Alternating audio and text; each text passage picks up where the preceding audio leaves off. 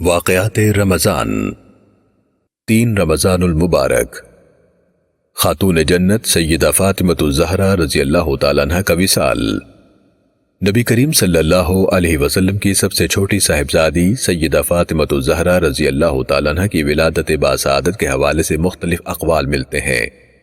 بعض کے مطابق آپ کی ولادت بعثت نبوی سے 5 برس قبل ہوئی، جبکہ ایک دوسری روایت کے مطابق آپ کی پیدائش بعثت سے 1 سال پہلے ہوئی۔ سیدہ فاطمہ رضی اللہ تعالیٰ عنہ نبی صلی اللہ علیہ وسلم کی آنکھوں کا نور تھیں، دل کا قرار تھیں۔ آپ بچپن ہی سے نہایت سنجیدہ، باوقار اور متین تھے۔ سیدہ کا حلیہ، سیدہ کی چال ڈھال، سیدہ کی گفتگو اپنے بابا جناب رسول اللہ صلی اللہ علیہ وسلم سے بہت مشابہ تھی۔ کفار اور مشرکین جب نبی صلی اللہ علیہ وسلم کو ایذا و تکلیف پہنچاتے تو سیدہ بے قرار ہو جاتی۔ ایک مرتبہ جب خانہ کعبہ میں نماز پڑھتے ہوئے آپ صلی اللہ علیہ وسلم سجدے میں گئے تو ظالموں نے آپ پر اونٹ کی اوش ڈال دی۔ سیدہ فاطمہ رضی اللہ تعالیٰ عنہ دوڑی ہوئی آئیں اور اپنے معصوم ہاتھوں سے اسے ہٹایا اور روتے ہوئے ان شریروں سے کہا کہ اللہ ضرور تمہیں اس کی سزا دے گا۔ چنانچہ وہ سبھی غزوہ بدر میں ذلت کے ساتھ مارے گئے۔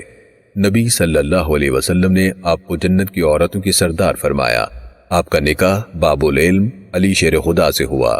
آپ کو اللہ تعالیٰ نے 3 بیٹے حسن، حسین اور محسن، جبکہ 3 بیٹیاں ام کلثوم، رقیہ اور زینب عطا فرمائی۔ رسول اللہ صلی اللہ علیہ وسلم نے سیدہ فاطمہ کو اپنے جگر کا ٹکڑا قرار دیا۔ روایت میں آتا ہے کہ آپ صلی اللہ علیہ وسلم کے وصال کے بعد سیدہ عمر بھر نہ مسکرائیں۔